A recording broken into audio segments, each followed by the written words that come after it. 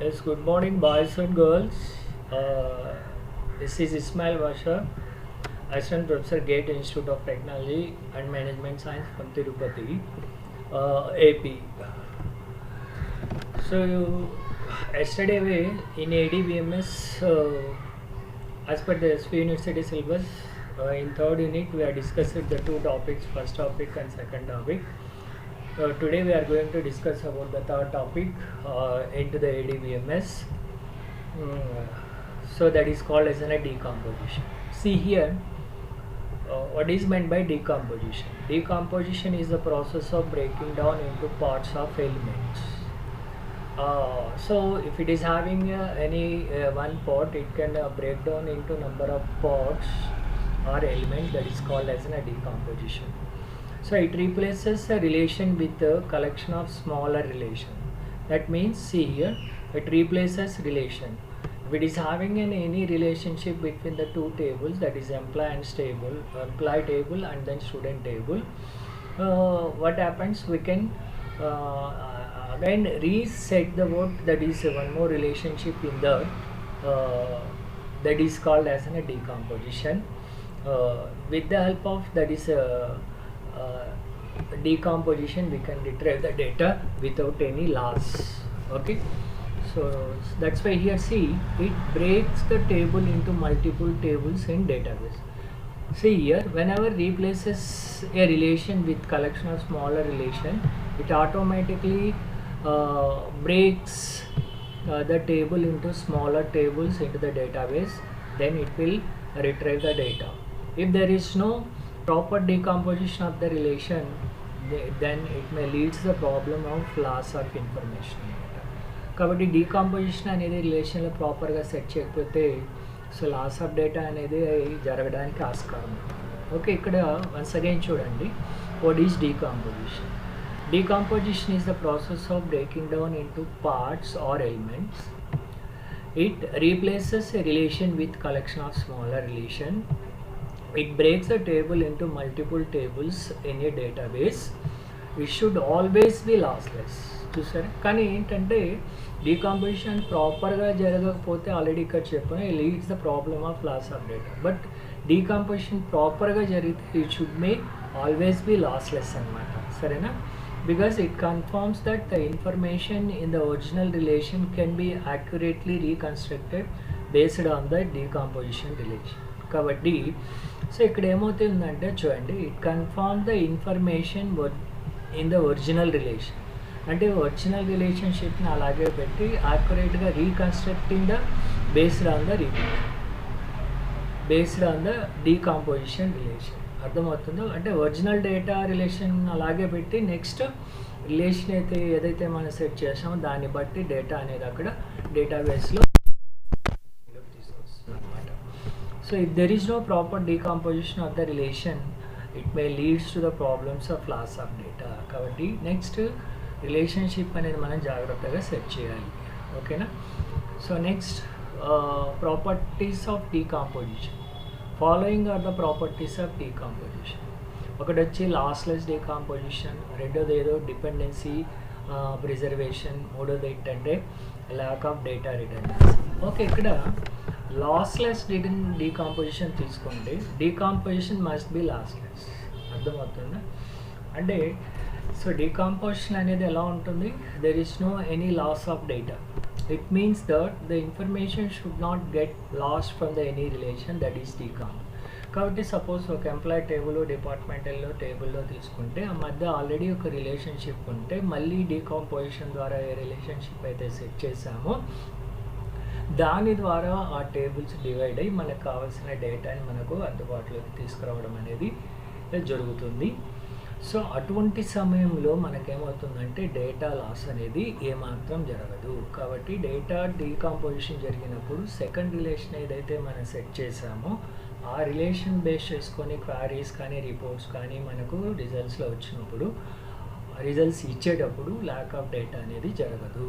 It gives guarantee that the join will results the same relation. కాబట్టి so next డీకాంపోజిషన్తో set చేసినటువంటి రిలేషన్లో it guarantee the join, అంటే next joining అనేది ఏం చేస్తుంది, will same will result the same relation as it was decomposed. కాబట్టి next relation ఏదైతే మీరు సెర్చ్ చేస్తున్నారో దాన్ని బేస్ చేసుకొని డేటాని ఇచ్చేస్తుంది.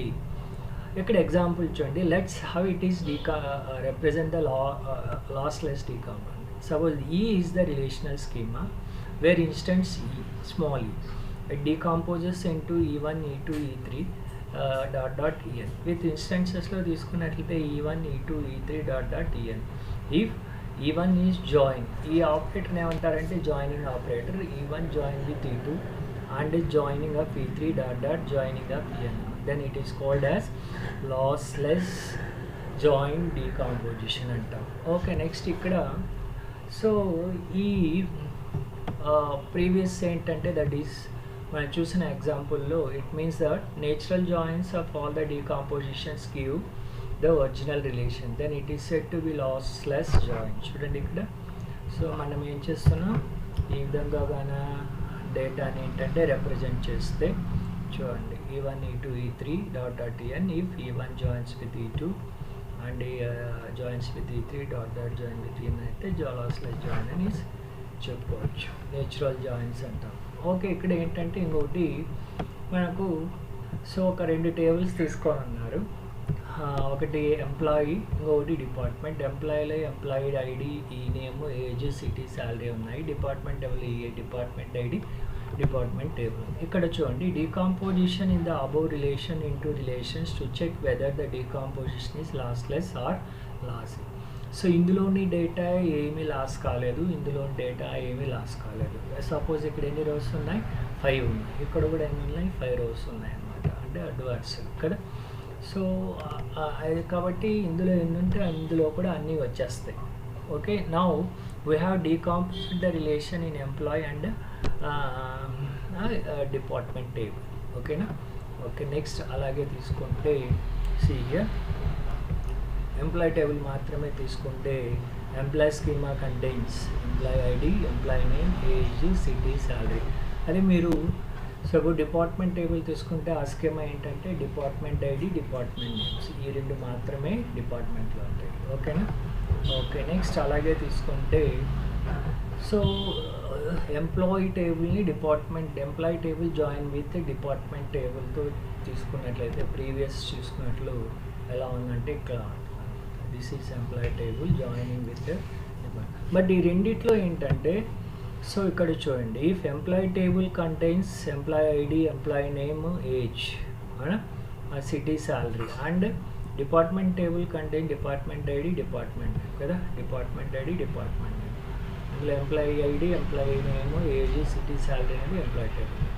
మీన్స్ ఈ డీకాంపోజిషన్ ఈజ్ లాస్లెస్ జాయిన్ అనేది లాస్లెస్ జాయిన్ డీకాంపోజిషన్ అనేది తీసుకుంటే చూడండి, then it is not possible to join these 2 tables. అంటే ఈ టేబుల్ని తీసుకెళ్ళి ఈ టేబుల్తో జాయిన్ చేయడానికి ఎప్పుడు కుదురుతుందంటే కాదు. ఎందుకంటే because there is no common columns between them and it becomes lossy join decomposition. ఎప్పుడు కానివ్వండి ఎంప్లాయీ టేబుల్లో ఉండేటంటే ఎంప్లాయీ ఐడి కానీ ఈ నేమ్ కానీ సో ఈ డిపార్ట్మెంట్ టేబుల్లో ఉండాలి, లేదా ఎంప్లాయీ డిపార్ట్మెంట్ టేబుల్లో ఉండే కానీ అట్లీస్ట్ ఎంప్లాయీ ఐడి కానీ ఎంప్లాయీ నేమ్ కానీ ఇందులో ఉండాలి. అంటే 2 టేబుల్స్లో కూడా కామన్గా ఉండేటటువంటి ఒక ఐడి ఉండాలన్నమాట. ఎంప్లాయీ ఐడిని తీసుకెళ్ళి ఇక్కడ పెట్టడము, లేదా డిపార్ట్మెంట్ ఐడిని తీసుకొచ్చి ఇక్కడ పెట్టడము తీసుకొని రెండిట్లో కూడా అట్లీస్ట్ ఒక కాలం అనేది సిమిలర్గా ఉంటే అది ఏమైపోతుంది అంటే లాస్లెస్ జాయిన్ డీకాంపోజిషన్. కానీ ఇప్పుడు ఇది ఇక్కడ ఏమవుతుంది, సిమిలర్ కాలమ్స్ అనేవి ఇందులో లేదు కాబట్టి ఇది lossy join decomposition. Okay, next రెండోది ఏంటంటే dependency preservation. Dependency preservation is an important constraint on the database because constraint అనేది మనకు తెలుసు which is a key set the some relationship between the 2 tables. కాబట్టి every dependency must be satisfied at least one decomposed table. కాబట్టి suppose ఇక్కడ చూడండి FDD అవునా. So FDD తీసుకుంటే functional డిపెండెన్సీలో AR of B అనేసి మనం ఆల్రెడీ ఫస్ట్ టాపిక్లో discuss చేస్తున్నాం. ఇలా రిప్రజెంట్ చేస్తున్నాం అంటే B always depends on the A, that is called as every. ఇదేంటి డిపెండెంట్, ఇదేంటి సో హియర్ డిటర్మినెంట్. కదా, ఏ వచ్చి డిటర్మినెంట్, బి వచ్చి డిపెండెంట్. కాబట్టి B is always dependent on A. కాబట్టి holds then two sets of functional dependent, and it becomes more useful for checking the dependency easily if both sets are on the same direction. కాబట్టి so dependency అనేది so ఎప్పుడు ఏం చేయాలి, so satisfy the at least one decomposed table. So this decomposition property can only be done by maintaining the functional dependence. అవునా, that is. కాబట్టి in this property it allows check the updates without so computing the natural join of the database structure. కాబట్టి so ఇక్కడ ఏంటంటే natural joining అనేది ఏం అవసరం లేదు, functional డిపెండెన్సీతో data checking అనేది చేసుకోవచ్చు. That is. ఇంకా లాస్ట్ వన్ తీసుకుంటే ఏంటంటే lack of data redundancy. Lakh of data redundancy అంటే repetition of the information. Lack of redundancy is also known as repetition of information. The proper decomposition should not suffer from any data redundancy. అంటే రిపీటెడ్గా data existing అంటే రాజు అనే పేరు మళ్ళీ రాజు, suppose employee ID 1000 అంటే మళ్ళీ 1000 అనేసి ఉండదు, ఇలా ఉంటుంది. ఎగ్జిస్టింగ్ రిపీటింగ్గా ఉంటే డేటా అనేది దాన్ని రిడెండెన్సీ అంటాం, రిపిటీషన్. సో దాన్ని ఏంటంటే మనం ఎలిమినేట్ చేసుకోవచ్చు.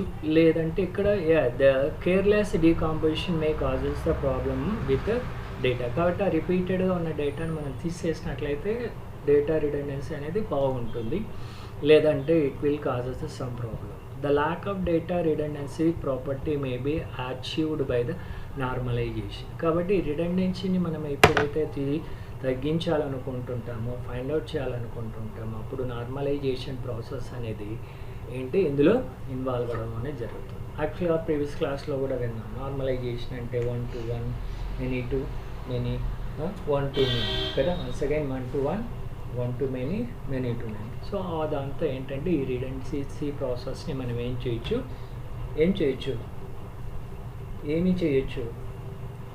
తగ్గించవచ్చు. కాబట్టి so the proper decomposition should not suffer from any data redundancy, అది గుర్తుపెట్టుకోండి. కాబట్టి సో ఇక్కడ ఈ 3 ప్రాపర్టీస్ కూడా మనం ఏంటంటే ఇక్కడ ఇన్వాల్వ్ అవ్వడం అనేది ఈ డీకాంపోజిషన్లో జరుగుతుంది. కాబట్టి సో సింపుల్గా ఏంటంటే డీకాంపోజిషన్ అనేది ఎప్పుడైతే 2 టేబుల్స్ అనేవి ఎంప్లాయీ కానీ డిపార్ట్మెంట్ అనేవి 2 టేబుల్స్ తీసుకుంటే దానికి ఆల్రెడీ ఒక రిలేషన్షిప్ అనేది పెట్టుంటే దానికి ఇంకొక మళ్ళీ రిలేషన్షిప్ సెట్ చేసి రెండో రిలేషన్షిప్ ఏదైతే సెట్ చేసామో దాని ద్వారా కాలమ్స్ కానీ రోస్ కానీ మనం సో రిజల్ట్స్లో తీసుకుని దాన్ని ప్రాసెస్ ట్రాన్సాక్షన్స్లో ఉంచుకుంటామో దాన్ని ఏమంటారంటే డీకాంపోజిషన్ అనేసి అంటాము. ఓకేనా? Okay boys, this is the third topic into the ADBMS in third unit. If it is having any continuation part for this class, I can discuss in tomorrow class. Bye bye boys, bye boys and girls, bye. ఏదైనా queries ఉంటే ఇది యూట్యూబ్లో upload చేస్తున్నాను, మీరు comments రూపంలో అక్కడ specify చేసినట్లయితే దాన్ని బేస్ చేసుకొని I can go for the teaching for in better way. ఓకేనా?